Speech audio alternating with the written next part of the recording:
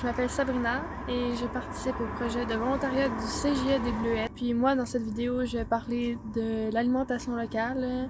Donc, c'est un sujet qui est très actuel en ce moment. Ça veut dire quoi concrètement? Encourager local. Au Québec, on est vraiment chanceux parce qu'on a plusieurs options d'aliments qu'on peut acheter à l'épicerie qui viennent directement du Québec.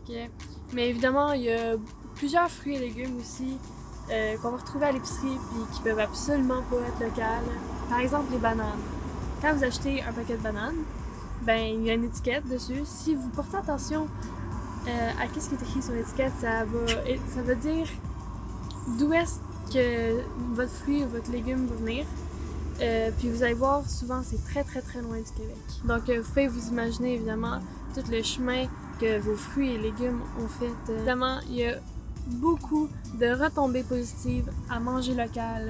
En gros, ça permet de faire moins de pollution, puis c'est très bon pour l'économie du Québec et aussi si vous investissez dans des légumes et des fruits qui sont au Québec, c'est-à-dire que votre argent va rester au Québec et non, elle va pas aller dans une grande compagnie internationale qui se situe dans un autre pays. Pour ce qui est de la pollution, ben c'est quand même logique en fait, parce que si vous achetez un fruit qui a fait 5000 km, à la place d'acheter un fruit qui a fait 15 km, ben évidemment, celui qui a fait 5000 km, il a consommé beaucoup plus de gaz pour se rendre à l'épicerie où est-ce que vous êtes. Donc, ça va avoir dégagé pas mal plus de GES, des gaz à effet de serre. Pour vous donner une petite statistique, il y a des études qui prouvent qu'une tomate produite dans une serre chauffée au Canada émettrait 7 fois plus de gaz à effet de serre qu'une tomate des champs qui provient du Mexique.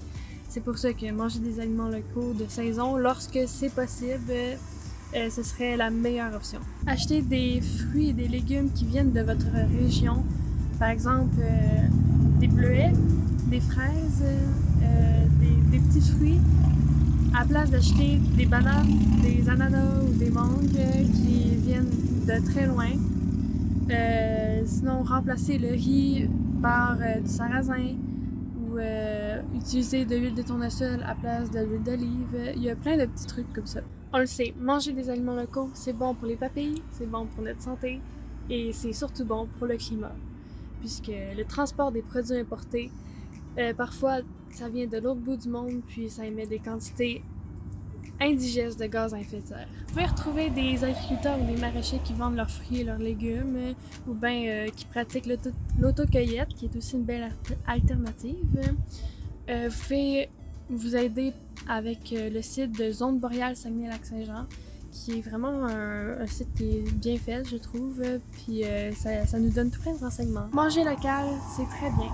Manger selon les saisons, là, ça serait tout autant important. C'est un petit peu plus difficile, c'est un plus gros challenge, mais si ça vous tient à cœur, comme de plus en plus de Québécois, ben je vous invite fortement à le faire. Aussi, une superbe alternative pour avoir des légumes frais, ce serait de les faire pousser chez vous. Puis c'est quand même simple, c'est vraiment simple de faire pousser des légumes. Même moi, je suis en appartement, puis je fais ça sur mon balcon à l'extérieur. Puis j'ai des légumes frais tout l'été.